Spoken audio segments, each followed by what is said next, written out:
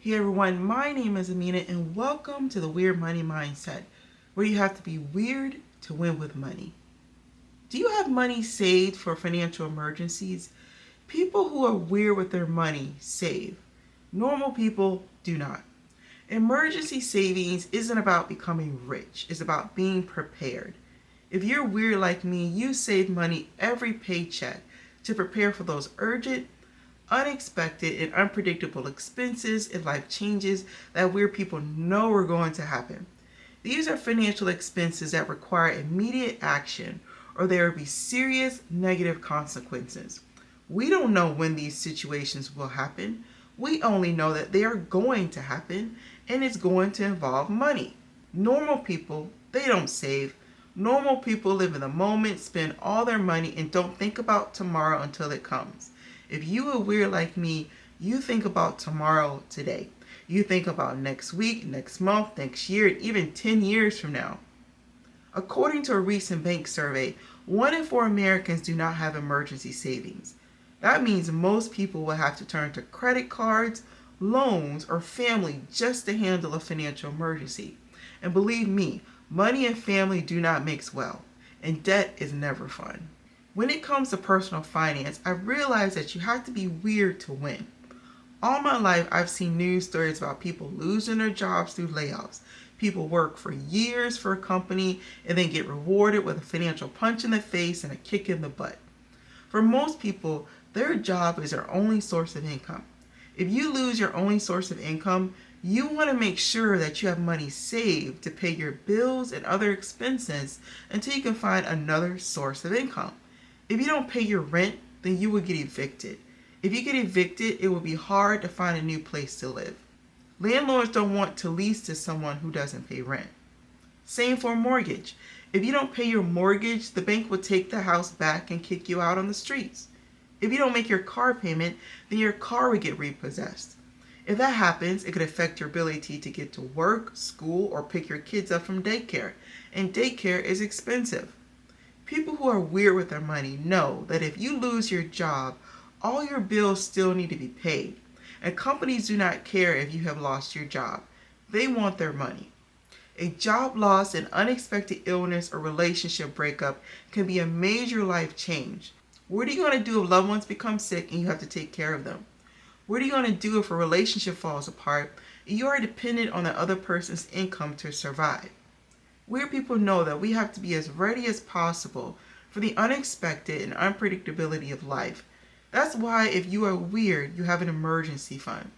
Weird people know that an emergency fund is essential for financial security and overall mental health, especially when experiencing a financial crisis. We know that an emergency fund is our financial bridge until we can find a new job or a new source of income. We know that it's much easier to focus on finding a job or developing a new skill to earn income if we are not stressed about unpaid bills or how we're going to feed our family. Now, if you're watching this video and you are normal, then that means you have $0 saved or not enough money saved to survive a financial emergency. And I get it.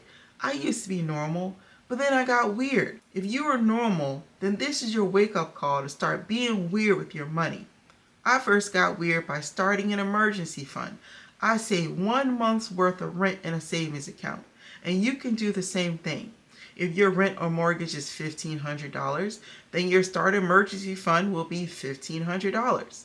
Now, saving 1 month's rent or mortgage might sound impossible to some people, but don't panic and don't give up. You don't have to build it overnight. The key is consistency, not perfection. Even saving $5, $10, or $20 each paycheck adds up. My savings started small and the amount got bigger over time.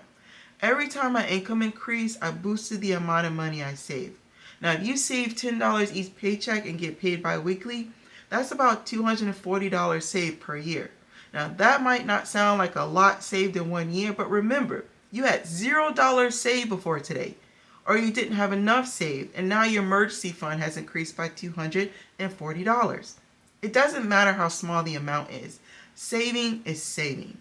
Now, the more money you have saved in your emergency fund, the more time you have to search for a job or develop a new skill before you go completely broke.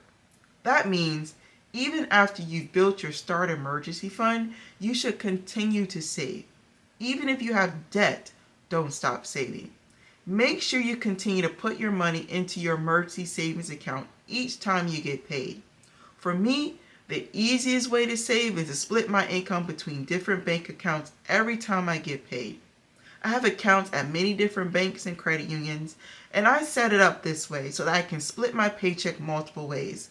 This helped me to save for different goals. It's kind of like envelope cash stuffing, except instead of stuffing cash into specific envelopes, the money goes into a specific bank account. This strategy helps to contribute money consistently to an emergency fund.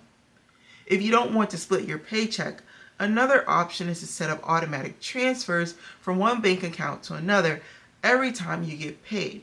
Now, if you want to be weird, you have to put money into your emergency fund before you pay your bills. This strategy is called paying yourself first. Before you pay your rent, electricity bill, water bill, and any other bill you have, you pay your emergency fund bill, which is a bill that weird people send to themselves. As mentioned earlier, emergency savings is used for urgent, unexpected, unpredictable expenses and life changes that have negative consequences attached to them. It's not meant for concert tickets, vacations, or that new cell phone that just drops. By the way, if you have a financial emergency, your favorite singers are not going to send you money even if you are their number one fan and have spent hundreds of dollars to attend their concerts. If you are weird, you know it's our responsibility to plan for our financial future because no one else is going to do it. Now, with that in mind, remember to pay yourself back when you take money out of your emergency fund to cover a financial emergency. If you take money out of your emergency savings, then you have to put that same amount back into your account as soon as you can. This ensures your emergency fund remains funded. Look at it like a personal loan to yourself for emergencies. You borrow money from your emergency fund to pay for a financial emergency, and then you pay yourself back. Also know that financial emergencies are going to happen whether you are prepared or not, and they always happen when you least expect them. Financial emergencies can force desperate money decisions that can lead to negative, long-term financial consequences when you are unprepared for them. So don't be normal, be weird. Do your best to prepare for the unexpected of life by having an emergency fund. If you found this video helpful, hit that like button, share with a friend who needs to hear this, and subscribe for more personal finance tips. I'll see you next time.